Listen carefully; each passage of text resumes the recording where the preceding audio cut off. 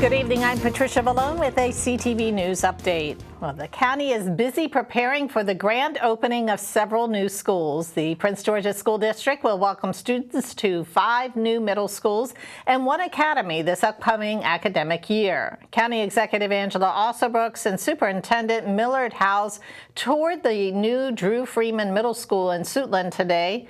This school and the 5 others are part of the Alternative Construction Finance Program, a public-private partnership. Alsobrooks says they help address the district's school construction backlog. I took office as county executive. Prince George's County had an $8.5 billion school construction backlog. 40% of our school buildings have been built 60 years ago or more. I believed then, as I believe now, that delivering on our commitment to our children is a must. Our students cannot afford to wait for fully modernized buildings as the traditional method of delivering facilities as we know it. The learning costs and opportunity costs are not replaceable and cannot be calculated in terms of what our students need and what they deserve. And the first day of school is set for August 28th. Well, many in the Bowie community are continuing to clean up after this weekend's storm damage. This tree was completely uprooted in front of a home at the 3700 block of Media Lane on Saturday evening. And driving through the neighborhood, you can see many downed trees in the 12,400 block of Millstream Drive. City officials say fewer than 250 homes are still without power in Bowie. And also without power, you can charge up, or if you are without power, rather, you can charge up at the Senior Center. City officials say you can head over to the 14,900 block of Health Center Drive. You can recharge your electronic devices as well as your medical devices. And if you miss out today, the Bowie Senior Center will be available for the service from 8:30 a.m. to 4:30 p.m. tomorrow. A trailblazer in Prince George's politics lies in state at the County Administration Building in Upper Marlboro today. 81-year-old Tommy Broadwater passed away on June 11th. Broadwater was the first black lawmaker from Prince George's elected to serve in the Maryland Senate back in 1974. At the time, the county was still predominantly white. Retired federal judge Alexander Williams remembers that time well. He told me that I ought to open my own practice as a young lawyer and not worry about taking a job because people needed help. And Tommy was a bonds person. He was a bondsman. And when he would bond people out, one of the recommendations he gave to defendants was myself. He knew everyone. And he shared his experience with any young politician or someone who wanted to get into office, and he'll tell you before he made some mistakes, but that did not distract from the love and the respect that people had for him. Now, Broadwater did not hold elected office after a 1983 conviction on federal food stamp fraud, but he continued to be sought after for his political counsel. His funeral service will be held tomorrow in Glen Arden. And you are watching CTV News. I'm Patricia Vallone. Coming up, Exelon and Pepco are partnering up for a week full of activities for young women in STEM. Find out where and more when we come back. Stay with us. Well, I'm looking good. Thank you. Just became a Real ID. What's the plan? Impromptu road trip? Actually, the plan is to fly to New York for today's product launch, and then visit the family in California, and cap it off with a girls' weekend in New Orleans. You really can just do all that. Sure, I'm a Real ID, so I'm good to board any domestic flight. Speaking of which, gotta fly. Nice, enjoy. I'll be here. Be your Real ID self by May 7th, 2025. Find out how at tsa.gov/Real ID.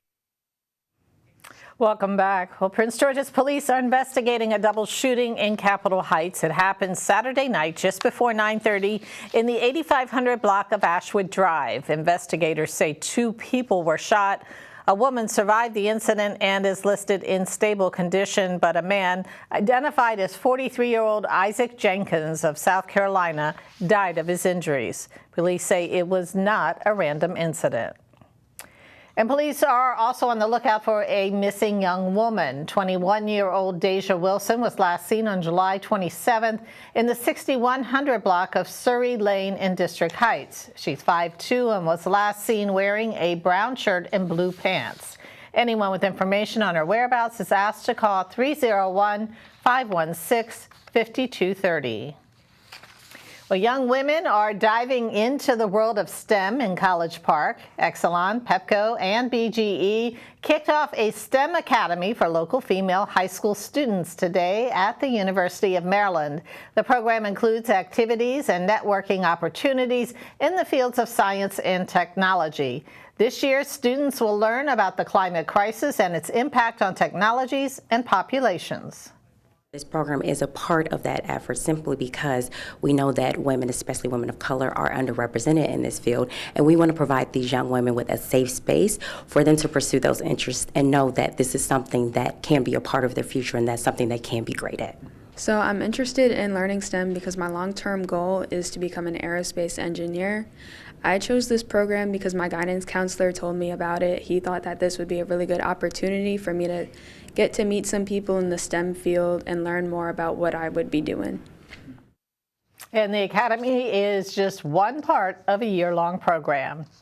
While our temperatures may have eased a bit, still a local HVAC company says it's working hard to keep up with all the AC service orders. Bel Air Engineering has been in business for more than 60 years. The Upper Marlboro-based company says most of their calls this summer have been for residential AC units that have gone on the blink. Company Vice President Don Risher offers a couple of easy things you can do to make your AC unit more efficient. The thing you want to make sure is you don't have shrubs or anything blocking the air, because it's all about airflow, right? When you're shedding heat and heat transfer, you need that airflow.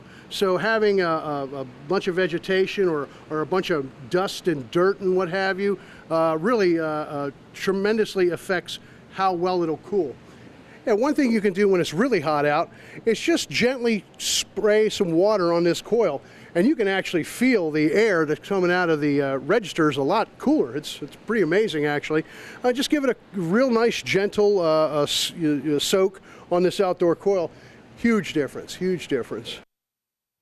And tomorrow, Risher has more advice on how you can keep that AC unit running longer. Well, Kevin Alsop of Neema's Gardens is back with us tonight with his horticultural expertise. Now, the home and community gardener is now working with students in 11 schools in Prince George's County. Tonight, Byron Scott reports on Alsop's Hoop House. On the grounds of High Point High School in Beltsville, contractors and students with the school's urban farming club began work on what's called a hoop house, which is a type of unheated greenhouse. But this one is a little bit different. This is a little bit more advanced. We actually are going to have power and water running to this hoop house so we can kind of control the climate. This is what the hoop house will look like when it's done. It will be one of two structures that will replace the old greenhouse. They will allow for early planting of vegetables and fruits and flowers during the cold season. When that first frost come around, November, October, November, stuff like that, it kind of shuts down a lot of our production as far as flowers and vegetables is concerned because it gets colder. The hoop house allows you to extend that season 30, sometimes even 60, up to 60 days. Before they began work on the project, the first order of business was cleaning out the greenhouse for storage. So the greenhouse was overtaken with like a lot of vines, just a lot of vines, a lot of weeds. So we went in there, we cleaned it up. I don't know if you heard, but we had to take out a wasp nest. I got stung, Brian got stung, but that's okay because we still got our work done. Niles James has been gardening for years. I remember being here when none of this was here. Now 19, we first met him at age 12 working with Alsop at a community garden in Capitol Heights. It gives me time away from like the PlayStation and all the consoles. I learned self-sustainability, being self-reliant, and I learned how to give back. For Alsop, it's part of his mission. Like I said, it just gives them something to do, and even we use the food as a tool, but this incorporates so many different things from science to math to biology to excavate, and like, there's so many trades involved in this. And you know, it gives them somewhere to go, you know, something else to do. It gives them an alternative. No, I don't have to do that. I want to go do this because this is productive. In Beltsville, Byron Scott, CTV News. And you're watching CTV News. Coming up, Simon Buggs with your Monday Sports Page report. Stay tuned. Hey sports fans, and coming up in a bit, 2 players from the Washington Commanders speak on themselves as well as the team as they go into this football season. Stay tuned. I know we completely lost the game. See, Sarah missed that shot. Mom, don't you want to know why Coach keeps texting me so much? I don't want to go to practice anymore. Want to know why? ¿No quieres saber cómo me pasó esto? I can't believe Coach even let her on the team. She's so Do you know what the other girls on the team call me?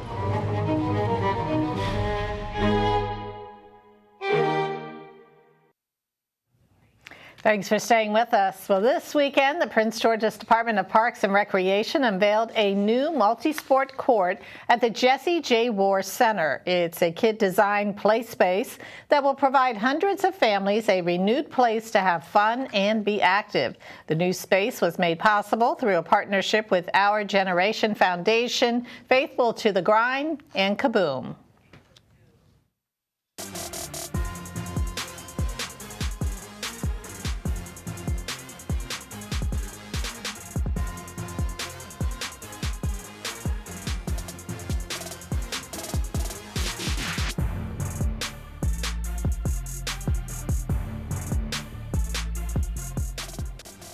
Alright everyone, it's time for your Monday Sports Page. The start of football season is right around the corner and the Commanders continue to prepare for it with their training camp. And among the players who are gearing up for the start of the season is Commanders cornerback Benjamin St. Juste. St. Juste has had a tough time staying healthy for the Commanders, and the 25-year-old DB hopes this season he can stay on the field. I mean, anytime I get to be healthy, be out there with my brothers and play, like that's all I can ask for. That's the little kid in me when I started playing football. That's what I played for. So every time I'm out here, I'm happy and just praying for a healthy season. St. Juste also touched on how much draft picks Emmanuel Forbes and Quan Martin have impressed him during their time with the Commanders. It's like this surprised me honestly, like the learning curve that they have from OTAs to now. It's very smooth. We don't have to correct too many things. Maybe some small things that they don't know as rookies yet, because it's there's a learning curve still in the NFL. But in terms of picking up plays and being hungry to go get the ball, these guys have it all. Another player at Commanders training camp is former Bowie State defensive end Joshua Pryor. Joshua's career as a Bulldog was nothing short of spectacular. He was a CIAA Defensive Player of the Year and helped the Bulldogs win 3 straight CIAA championships. And now Pryor wants to make sure he makes the most out of the opportunity to live out his dream. You know, I'm just out here taking it one day at a time, thanking for the opportunity.